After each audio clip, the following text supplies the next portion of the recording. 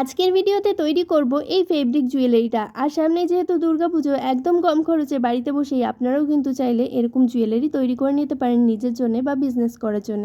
তো যাই হোক, এই ভিডিওতে বলে দেবো কত খরচ হয়েছে এটা তৈরি করতে আর কি কি উপকরণ লেগেছে। তো প্রথমেই দেখতেই পাচ্ছেন এখানে আমি কার্ডবোর্ড আর কাপড় কেটে নিয়েছি। কার্ডবোর্ডগুলো কিন্তু যে সাইজের আর যে শেপের লকেট আর কানের তৈরি করব সেরকম শেপ সাইজ মেনটেন করে আমি কিন্তু কেটে নিয়েছি। আর এখানে যে কার্ডবোর্ডগুলো আপনারা কাটবেন সেটা যে শেপেরই হোক আর যে সাইজেরই হোক না কেন, তার চেয়ে এক সাইজ বড় কাপড় কেটে নিতে হবে, না হলে কাপড়গুলো মোড়ার সময় কিন্তু প্রবলেম হবে। তো কার্ডবোর্ডটাকে ছোট রাখতে হবে আর কাপড়টাকে বড়। এরপর দেখুন ফেব্রিক গ্লু দিয়ে আমি কার্ডবোর্ডটাকে কাপড়ের সাথে পেস্ট করে দিলাম। এরপর এর কর্নারগুলো কেটে নিয়েছি, না হলে কাপড়গুলো যখন ফোল্ড করব তখন কিন্তু ভালো লাগবে না দেখতে যদি এগুলো আমি কেটে না নিই। আর এই কোনাগুলো কেটে নিলে কাপড়টা ভাঁজ করতে সুবিধা হবে আর ফিনিশিংটাও খুব ভালো হবে। এরপর দেখুন আমি ফেব্রিক গ্লু দিয়ে কিন্তু এগুলোকে পেস্ট করে দিচ্ছি ব্যাক সাইডে। কার্ডবোর্ডের ব্যাক সাইডে আপনারা চাইলে এক্সট্রা করে কাপড় আটকে কার্ডবোর্ডটাকে ঢেকে দিতে পারেন। আমি যেহেতু ভিডিওর জন্য তৈরি করছি তাই আর এটা করলাম না। যখন আমি জুয়েলারি সেল করি তখন কিন্তু অবশ্যই এই ফিনিশিংয়ের কাজটা করে নিই। তো আপনারা যারা তৈরি করবেন তারা ব্যাক সাইডে কাপড় আটকে নিতে পারেন। প্রত্যেকটা বেস দেখুন তৈরি হয়ে গেছে। এবার এই বেসগুলোর সাথে আমি লেস আটকাবো। এই লেসগুলো কিন্তু যে কোনো লেস বা সুতোর দোকানে আপনারা পেয়ে যাবেন। এরপর ফেব্রিক গ্লু দিয়ে এই লেসগুলোকে এই বেসের সাথে সেট করে দেব। আর আপনারা চাইলে কিন্তু সেলাই করে নিতে পারেন, তবে আমার মনে হয়েছে আঠা দিয়ে আটকালে তাড়াতাড়ি হয়ে যাবে। আর ফেব্রিক আঠা দিয়ে যদি এগুলোকে আটকানো হয়, একবার আঠাটা শুকিয়ে গেলে সহজে কিন্তু এগুলো খুলবে না।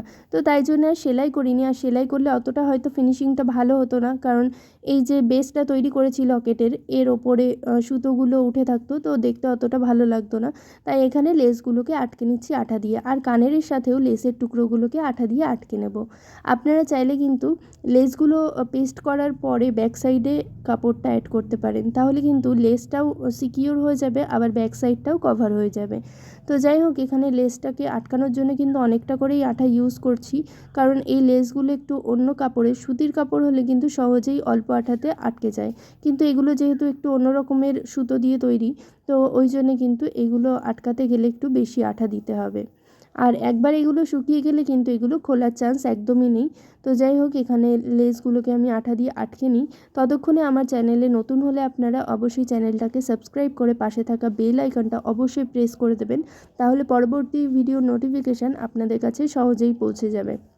আর ভিডিওটা ভালো লাগলে অবশ্যই একটা লাইক করে দেবেন, কমেন্ট করে জানাবেন ভিডিওটা কেমন লাগলো আর পরবর্তী ভিডিওতে আপনারা কি দেখতে চান। এরপর আমি ফেব্রিক কালার দিয়ে এর ওপর ডিজাইন করে নিচ্ছি। বেসের ওপর আপনারা চাইলে যে কোনো কালার দিয়ে যে কোনো ডিজাইন করে নিতে পারেন। আর এখানে আমি ফেবিক্রিলের অ্যাক্রিলিক কালার ইউজ করছি। এই অ্যাক্রিলিক কালারগুলোর ওপরে আমার আলাদা করে একটা ভিডিও তৈরি করা আছে, কোন কোম্পানির কালারটা বেশি ভালো হবে, কিভাবে ইউজ করতে হবে, সমস্ত ডিটেলসে ভিডিওতে বলা আছে। আপনারা যারা দেখতে চান তারা চ্যানেলে ভিজিট করে দেখে নিতে পারেন। এই বেসের ওপর ডিজাইন করার সময় কিন্তু ফেব্রিক কালারের সাথে আমি কোনো রকম জল মেশাইনি, তবে ফেব্রিক কালারের সাথে কিন্তু জল মিশিয়েও কাজ করা যায় যদি কালারটা খুব বেশি ঘন হয়, বা কোনো মিডিয়াম ইউজ করতে পারেন আপনারা কালারটাকে পাতলা করার জন্যে।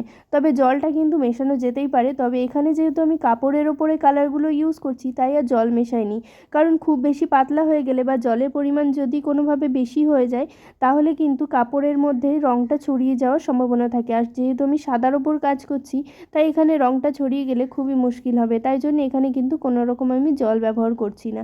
আপনারা যখন কাপড়ের ওপর ফেব্রিক কালারটা ইউজ করবেন জলটা ইউজ না করাই কিন্তু ভালো হবে। আর এই জুয়েলারিটা যদি কারোর পছন্দ হয়, কেউ যদি অর্ডার করতে চান, তাহলে আমার ফেসবুক পেজ বং ক্রাফটার 6-এ গিয়ে মেসেজ করবেন। ফেসবুকে গিয়ে বং ক্রাফটার 6 বলে সার্চ করবেন, তারপর যে পেজটি আসবে সেখানে গিয়ে মেসেজ করে এটার সমস্ত ডিটেলস জেনে নিয়ে আপনারা কিন্তু পারচেস করতে পারেন এই জুয়েলারিটা। আর দুর্গাপুজোর জন্য একদম কম ফিজ নিয়ে কিন্তু জুয়েলারি মেকিং অনলাইন ক্লাস এবং অফলাইন ক্লাসে শেখানো হচ্ছে। কেউ যদি শিখতে চান তাহলেও যোগাযোগ করতে পারেন। তো এখানে দেখতেই পাচ্ছেন রেডি হয়ে গেছে, শুধু কানেরগুলো একটুখানি উল্টো পাল্টা হয়ে গেছে, কারণ কানের বেসটাও যদি আমি হোয়াইট রাখতাম তাহলে বেশি ভালো লাগতো। তো যাই হোক, এখানে আমি একটা কড়ি ফ্লাওয়ার তৈরি করে আঠা দিয়ে আটকে দিচ্ছি, আর এটাকে আমি সেলাই করেও একটুখানি আটকে দিয়েছিলাম যাতে এটা খুলে কখনো পড়ে না যায়। আর এই কড়ি ফ্লাওয়ারগুলো কিভাবে তৈরি করতে হয় অনেক দিন আগে একটা ভিডিওতে দেখিয়েছিলাম, তো যারা দেখতে চাইছেন তারা একটুখানি খুঁজে নেবেন ভিডিওটাকে চ্যানেলের মধ্যে গিয়ে, কারণ অনেক দিন আগে যেহেতু বানিয়েছিলাম তাই একটু খুঁজতে হতে পারে। আর খুব বেশি ভিডিও আমার চ্যানেলে নেই যেহেতু হয়তো খুঁজে পেয়েই যাবেন। তো যাই হোক, এখানে এবার আমি কটন বলগুলো ভরে নিচ্ছি টাসেলের মধ্যে। এই টাসেলটা তৈরি করা কিন্তু একদম ইজি। আর এই টাসেলগুলো তৈরি করাও কিন্তু আমি আগের একটা ভিডিওতে দেখিয়ে দিয়েছি। আপনারা যারা দেখতে চাইছেন একটু চ্যানেলে ভিজিট করে নেবেন। সব ভিডিওর লিংক দেওয়া সম্ভব হয় না, তাই একটুখানি চ্যানেলে ভিজিট করে নেবেন। কটন বল কিভাবে তৈরি করতে হয় এটারও ভিডিও দেওয়া আছে, অনেক দিন আগে যেহেতু দিয়েছিলাম, একটু খুঁজতে হবে আপনাদেরকে। আর যখন আপনারা জুয়েলারি ওয়্যার দিয়ে কটন বলটাকে কোনো টাসেল বা সুতোর মধ্যে ভরবেন, অবশ্যই খেয়াল রাখতে হবে যেন জুয়েলারি ওয়্যারের সাথে কটন বলের সুতোটা আটকে না যায়, তাহলে কিন্তু কটন বলটা নষ্ট হয়ে যাবে আর সুতোগুলো খুলে আসবে। তো যাই হোক, এখানে টাসেলটা রেডি হয়ে গেছে। এবার টাসেলের যে মাথার দুটো আছে এগুলোকে আমি সেলাই করে আটকাবো। এখানে জাম্প রিং দিয়েও আটকানো যেত, কিন্তু যেহেতু এখানে লেসটা একটুখানি সাইডে বড় আছে, তাই এখানে আমি সেলাই করে নিচ্ছি। আর সেলাই করলে সিকিউরও হবে, দেখতে কিন্তু খুব একটা বাজে লাগবে না। যেহেতু কটনগুলো আরও নিচের দিকে নেমে আসবে, তখন কিন্তু দেখতে একদমই বাজে লাগবে না। তো যাই হোক, এটাকে সেলাই করা একদমই ইজি ব্যাপার। নিচের দিক থেকে সূচটা তুলে নিয়ে ওপরের দিক থেকে আমি এরকমভাবে যে টাসেলের মাথা দুটো আছে সেগুলোকে সেলাই করে নেব। তো একদম ইজিভাবেই কিন্তু সেলাই হয়ে যাবে।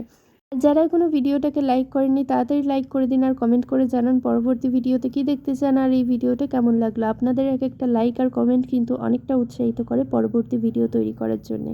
আর এর পরের ভিডিওতে সিলিকনের ছাঁচ তৈরি করে আপনাদেরকে দেখাবো।